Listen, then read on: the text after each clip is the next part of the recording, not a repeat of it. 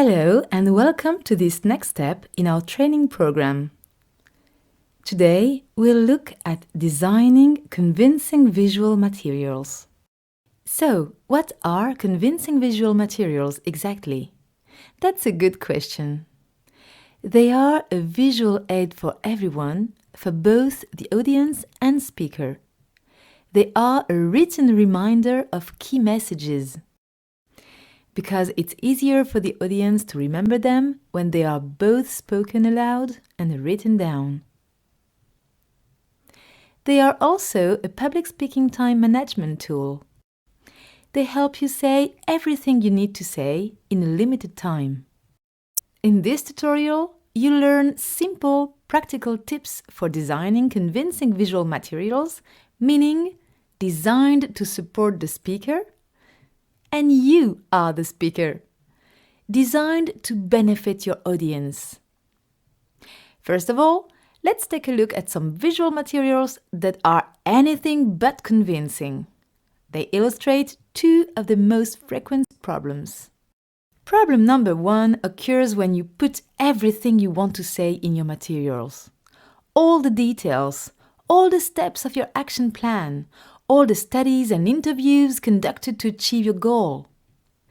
It also occurs when you write down everything you're afraid of forgetting, when everything seems super important. Let's look at an example.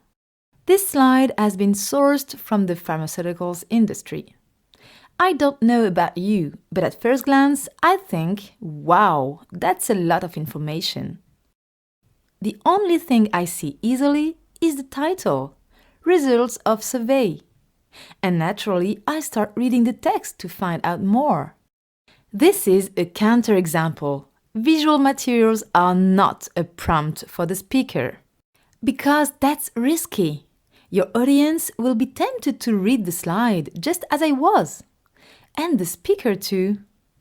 As a speaker, if you do that, your audience won't pay as much attention and you will lose visual connection with them.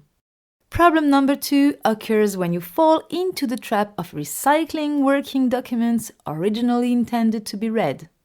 Of course, it feels like a time-saving exercise, a quick copy and paste into the slides and you're done. But it doesn't work. For example, on this slide, I'm seeing upstream margins. Upstream RO equal minus 4.5. A lot of acronyms. Maybe they mean something to you, but personally, I need to focus to try and understand. Here's another counterexample. Visual materials aren't a copy and paste job. Here too, you run the risk of the message getting lost and your audience being tempted to focus on the slide and not on the speaker. Convincing visual materials are written materials designed to actually support the speaker. Because you are the star of the show, not your slide. And to make sure you grab your audience attention, 2 useful little tricks. Write them with your audience in mind, so that the participants should be able to understand them directly. Just use keywords and refrain from writing everything down. Before you start designing, it's important to take the time to find the right angle for your presentation. To help you doing so, you can use 4 key questions and 2 golden rules. The key questions to ask yourself are: who is my audience? What are their expectations or attitudes with respect to my topic? How long? How much time do I have for my talk? What is my goal? What do I want my audience to do after my talk? What core message and key arguments? What do I want my audience to remember?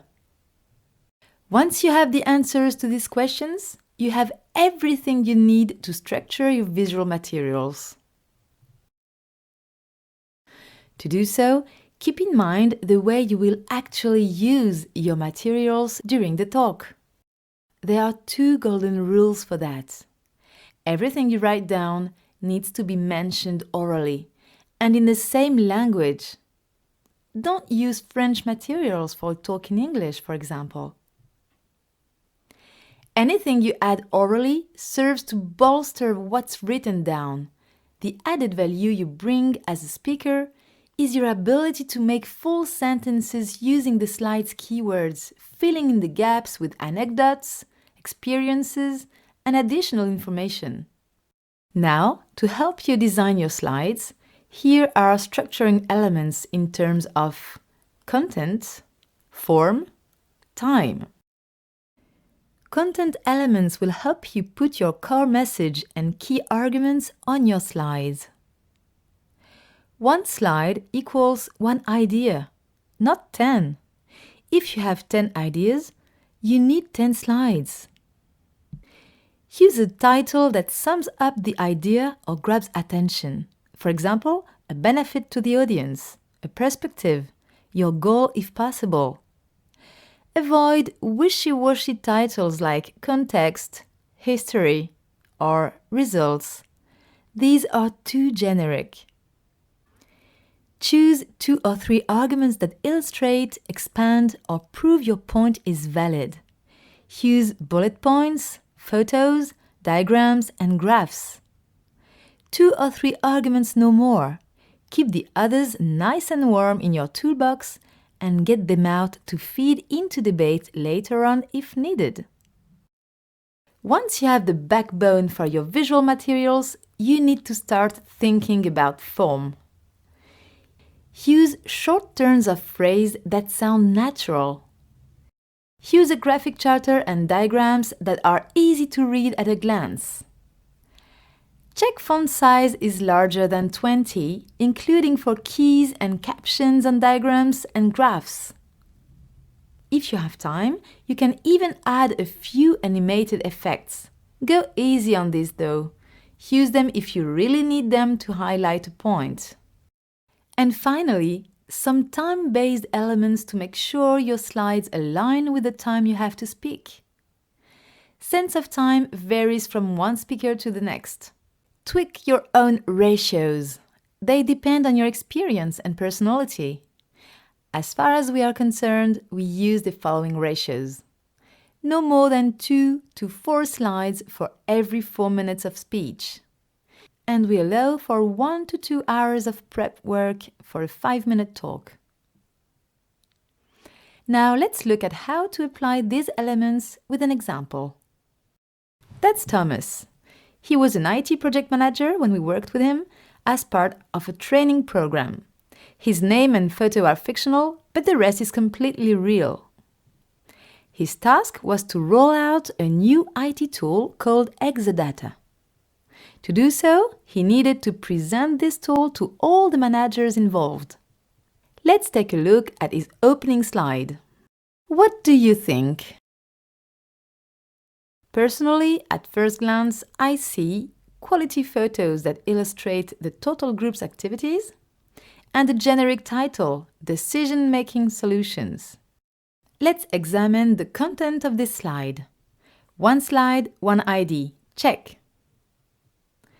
A hooky title that sums up the idea and grabs attention? I've mixed feelings about this one. Decision-Making Solutions feels neutral. Thomas told me that the solution was called Exadata and it had loads of benefits. So why isn't that expressed in a hook?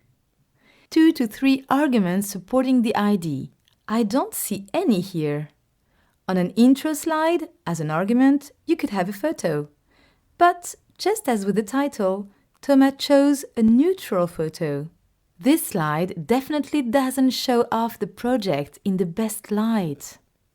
Thomas reworked his slide during training. He improved the content. He added Exadata on the top right corner. He replaced generic words with a slogan that illustrates the advantages for his audience, extra performance to go further without breaking with habit. He still needed to find another image more closely aligned with the title, but the overall consistency was already much better. Let's examine the form of this slide. Short expressions, natural sounding language, check. Graphic charter and simple diagrams, again, I have mixed feelings about this. The image is too big, in my opinion, compared to the title and slogan. Font size larger than 20. It's readable, but it could be bigger. We found an image we felt was more aligned with the slogan. And we reworked proportions for a better balance between image, title, and slogan. Well, it's time to put this into practice. For the next step in the training, we suggest you prepare a 5-minute professional public speaking scenario and the visual materials to go with it. See you very soon!